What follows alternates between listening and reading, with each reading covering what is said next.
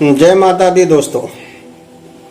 मैंने कल के वीडियो में आपको बोला था कि मैं जो आगे का एक वीडियो बनाऊंगा उसमें हम लोग कुंडली का एनालिसिस करेंगे। हम लोग कि कुंडली में हम लोग हमारे जीवन में जितनी भी घटनाएं होती है, जितने भी इवेंट होते हैं, उसको कैसे देखा जाता है।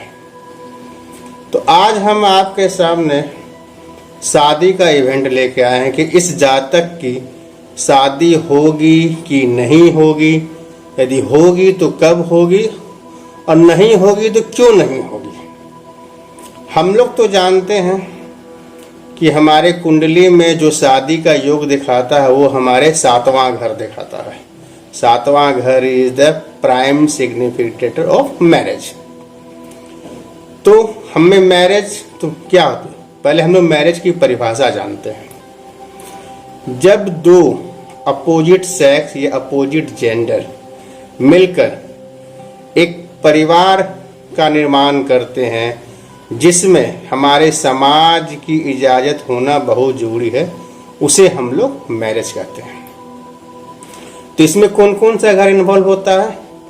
एक तो 7वां घर हो गया जो शादी दिखाता है, मैरिज दिखाता है। उसके साथ दूसरा घर जो हमारे फैमिली को बताता है, और साथ में 11वां घर जो इच्छा पूर्ति को भी बताता है, हमारे फैमिली के बढ़ना को बताता है। हम एक नई फैमिली को बनाते हैं। तो जो शादी का जो कॉम्बिनेशन हमारे कुंडली में होता है वो दूसरा, 7वां और 11वां होता है। और इसी का 12वां सारा, दूसरा का 12वां पहला, 7वां का 12वां छठा और 11वां का 12वां 10वां, 1 6 10 शादी नहीं बताता है। यदि शादी हो जाती है तो उसके बाद वो डाइवोर्स या तलाक भी बताता है। तो क्या यही 6 कॉम्बिनेशन या यही 6 घर हमारे जीवन में शादी या नहीं शादी के बताते हैं, बाकी घर नहीं। 5वां और 9वां ये हमारे मैरिज के फैसिलिटेटर हैं। मीन्स वो बाराती हैं, वो डांस करते हैं, खाते हैं शादी में, और वो गवाह बनते हैं कि हाँ इस जातक इस व्यक्ति का शादी हुआ है। क्योंकि 5वां छठा का 12वां है और 9वां 10वां का 12वां। आपको मैं हर बार बोला हूं कि कोई भी भाव, कोई भी घर का 12वां घर वो उस घर का हानि बताता है। उसी तरह 8 और 12 घर ये दोनों के दोस्त हैं। यदि ये 2 7 11 के साथ मिलते हैं तो वो उनके साथ हो जाते हैं। 8वां मतलब सेक्स, डॉरी, दहेज हो गया। 12वां मतलब एक्सपेंडिचर हो गया। आपको कि 2 7 11 के साथ 8 12 जुड़ेंगे तो ये धूमधाम से शादी करेंगे, बहुत बता के करेंगे, बहुत सारे खर्चा करेंगे। वही यदि 8 12 1 6 10 के साथ जुड़ जाता है तो वो क्या हो गया? छठा घर आपका क्या हो गया? कोर्ट कचहरी। 10वां घर क्या हो गया? मजिस्ट्रेट, सिग्नेचर, पहला, फिर अकेले हो गए। और 8वां क्या हो गया? इंसल्ट, अपमान। 12वां आपको नुकसान हो गया।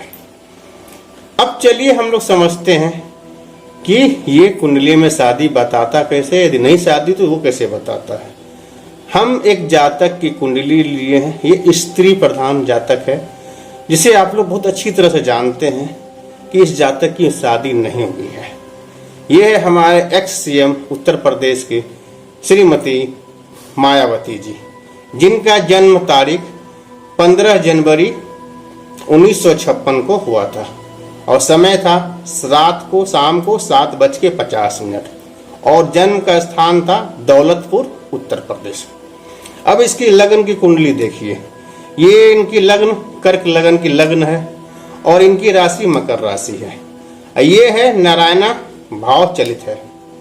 अब मैं यहाँ मेंशन किया हुआ हूँ, महादशा किया हूँ। इनकी महादशा मंगल से स्टार्ट होती है और मंगल, राहु, गुरु, शनि, बुध, केतु, शुक्र, सूर्य, चंद्र।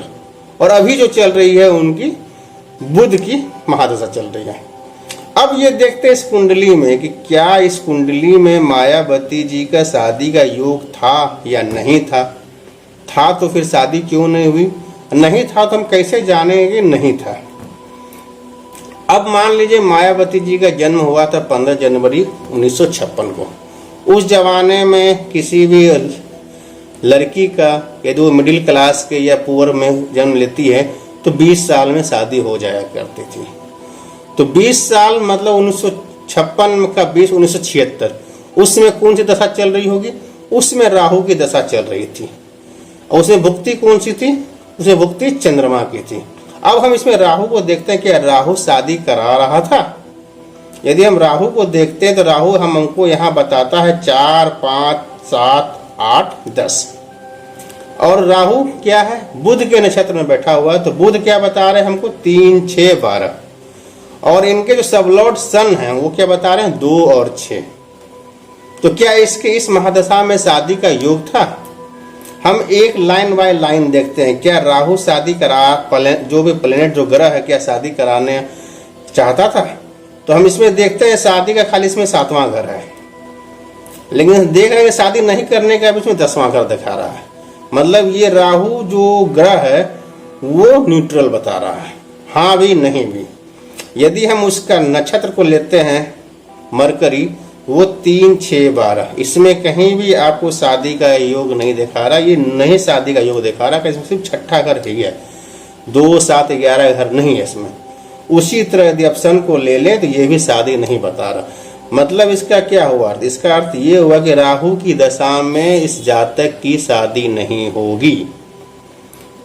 काहे कि दशा यदि कोई शादी को निगेट करता है तो हमें नेक्स्ट दशा देखना चाहिए। यदि दशा कोई शादी को अलाउ करता है और यदि भुक्ति अंतरदशा यदि निगेट करता है तो हमको नेक्स्ट अंतरदशा देखनी चाहिए। इस कंडीशंस में राहु क्या हो रहा है? ये मैरिज को निगेट कर रहा है। तो इसकी अगली जो भी दशा आएगी, राहु के बाद दशा आती है आपको गुरु की। तो क्या गुरु अपनी दशा में शादी बताता है? ये देखते हैं। गुरु हमें क्या बता रहा है? 1, 6, 9। मतलब ये डिनाई कर रहा है कि पहला घर भी आ रहा, 6ठा घर भी आ रहा, पहला दूसरा का 12वां हो गया, 6ठा 7वां 12वां डिनाई कर रहा मैरिज। अब उसका नक्षत्र देखते, वो केतु नक्षत्र में बैठा हुआ। केतु क्या बता रहा? 4, 5, 7, 8, 10, 11। हाँ, केतु मैरिज के लिए पॉजिटिव बता रहा है। फिर राहु न्यूट्रल है, क्या इसमें 7 भी है और 10 भी है। तो मैं एक चीज और आपको कहना चाहता हूं कि sublord is the stronger than Ketu, Ketu is the stronger, sublord is the stronger than नक्षत्र, नक्षत्र इज स्ट्रॉन्गर देन प्लेनेट। तो जुपिटर सबसे ज्यादा रिजल्ट जो देगा वो अपना सबलॉर्ड का देगा, राहु का। उसके बाद वो नक्षत्र केतु का देता है। तो इसमें तो चलिए ठीक है, नेगेट नहीं कर रहा है, लेकिन पॉजिटिव भी पूरा नहीं है। हाँ, यदि इसके दशा में कोई अच्छी भुक्ति मिल जाए, कोई अच्छी अंतरा मिल जाए जिसमें कोई भी नेगेशंस ना हो, तो इस दशा में उसकी शादी होना संभव है। अब हम लोग देखते हैं बारी बारी सारी चीज में कि क्या कितनी हमारी जो भी ग्रह हैं वो शादी दिखा रही है। हम स्टार्ट करते हैं केतु से। केतु हमें क्या बता रहा है? 4, 5, 7, 8, 10, 11। तो ठीक है, मैरिज दिखा रहा है इसका ग्रह। उसका नक्षत्र क्या दिखा रहा है? मून है, 1, 6 निगेट कर रहा है, मतलब मैरिज नहीं देखा बता रहा है। और उसका जो सबलॉर्ड है कौन है? शुक्र है, 4, 7, 11 ये बता रहा है। तो बता तो रहा है ये पॉजिटिव है, लेकिन पूरी पॉजिटिव नहीं, क्या कि इसमें देखिए 1, 6, 10 जुड़ा हुआ है। ये 1, 6 से 10 पूरी कॉम्बिनेशन है नेगेशंस की, जो मैरिज नहीं होने के जो पूरे कॉम्बिनेशन इसमें दिखा रहे हैं। तो इसमें इसकी शादी नहीं हो सकती है। यदि जुपिटर की दशा और केतु की भुक्ति आती है तो इसमें जातक की शादी नहीं हो सकती है। अब उसके आगे देखते हैं वीनस, शुक्र ऐसे विवाह का फैसिलिटेटर है, सिग्निफिकेटर्स है। तो शुक्र मतलब खराब भी बताए, यदि पूरा बैड कॉम्बिनेशन जब तक नहीं आए तो ये शादी को बताता है, हमेशा ये शादी करवा देता है। तो शुक्र क्या है? अपने खुद पॉजिटिव है शादी के लिए। उन मंगल के नक्षत्र में बैठे हुए, मंगल क्या है? डिनाई कर रहे हैं, 10वां घर दिखा रहा है। और फिर सबलॉर्ड शुक्र खुद है, पॉजिटिव है। तो ये ओवरऑल 90% पॉजिटिव है, शादी करा सकता है ये। अब देखिए सन को देखते हैं। सन 2 और 6 मतलब शादी नेगेट कर रहा है, नेगेटिव बता रहा है शादी के लिए। वो अपने ही नक्षत्र में बैठे हुए हैं, वो भी नेगेटिव बता रहे हैं। और वो सबलॉर्ड जो है जुपिटर है, वो तो नेगेटिव है ही। ये टोटली डिनाई कर रहा है कि मैरिज नहीं होगी, या इसकी दशा आए, चाहे इसके अंतरा आए, चाहे इसके परंतर आए, इसमें शादी नहीं होगी। उसी तरह आप चंद्रमा को देखते हैं, चंद्रमा खुद नेगेशंस है, नेगेटिव है। वो भी आपको देखिए मंगल के नक्षत्र में बैठे हुए हैं, वो भी नेगेटिव है। और सब लॉर्ड है शनि, वो पॉजिटिव है। लेकिन 1, 6, 10 इसमें मंगल में भी आ रहा है, तो ये भी टोटली डिनाई हो गया मैरिज, नो मैरिज का। उसी तरह आपको यदि मंगल देखते हैं तो 4, 5, 10 वो शनि के नक्षत्र में बैठे हुए हैं, 4, 7, 8, और उसका सब लॉर्ड है 4, 5, 7, 8, 10, 11। ये 60% आपको पॉजिटिव है और 40% नेगेटिव है। उसी तरह हम सारे ग्रह को एनालाइज करते हैं कि क्या कारण है कि इनकी मैरिज नहीं हुई थी।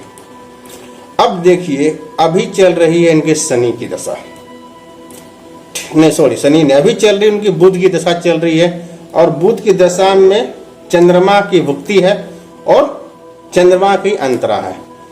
अब देखिए मरकरी को आप देखिए, चेक कीजिए, मरकरी खुद बता रहा है 3, 6, 12 मतलब 9 शादी। वो चंद्रमा के नक्षत्र में बैठा हुआ ये भी बता रहा है 1, 6, 9 शादी। उसी तरह वो सब लॉर्ड भी जो है मरकरी है 3, 6, 12 9 शादी, मतलब मरकरी के दशा में भी ये शादी इस जातक की नहीं होगी। एक चीज मैं और बताना चाहता हूँ कि आप इस कुंडली में देखोगे, इसमें 10 और 11 घर बहुत मिलेंगे आपको। केतु में दिख रहा है 10, 11, 11, शुक्र में दिख रहा है 11, 10, 11, आपको फिर चंद्रमा में दिख रहा है 10, मंगल में दिख रहा है 10, 10, 11, राहु में 10 दिख रहा है, जुपिटर में 10, 11, 10 दिख रहा है। मतलब मेजोरिटी ऑफ प्लेनेट में 10, 11 है। मतलब इनका कैरियर या प्रोफेशंस बहुत अच्छा रहेगा। लेकिन जिसका जातक का कैरियर प्रोफेशन बहुत अच्छा रहता है, उसकी मैरिज लाइफ बहुत ही खराब रहती है। या तो वो जातक का मैरिज नहीं होती है, यदि मैरिज होती भी है तो उनकी मैरिज में बहुत सारी परेशानियां रहती है, प्रॉब्लम रहते हैं। लोग यहाँ अलग अलग तक रहते हैं, दूर दूर रहते हैं, खटपट बनी रहती है। ज़्यादातर आप पॉलिटिशियंस का आप देखोगे, आप ज़्यादातर ब्यूरोक्रेट को देखोगे, IAS IPS लोग, अच्छे डॉक्टर सब लोग को देखोगे। प्रोफेशनल लाइफ तो बहुत बढ़िया है, लेकिन मैरिज लाइफ बहुत ही खराब। एक तो मैरिज नहीं होती थी, मैरिज भी हो जाती है फिर भी तनाव बना रहता है। तनाव यहाँ तक बना रहता है कि बाद में उन लोगों का संबंध विच्छेद होने का भी चांस आ जाता है और डाइवोर्स भी होता है। मुझे आशा है कि आपको ये वीडियो बहुत ही अच्छी लगेगी।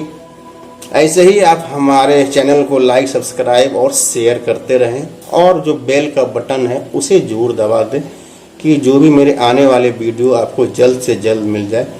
नेक्स्ट वीक मैं एक फिर कुंडली एनालाइज करूंगा। तो ये तो अभी एक औरत की थी, नेक्स्ट में मतलब आदमी की मैं या जेंट्स की मैं कुंडली शेयर करूंगा। इसमें मैं 9 शादी का ही बताऊंगा कि उसकी शादी नहीं हुई है, लेकिन उनके प्रोफेशन कैरियर बहुत बढ़िया है। जय माता दी, धन्यवाद।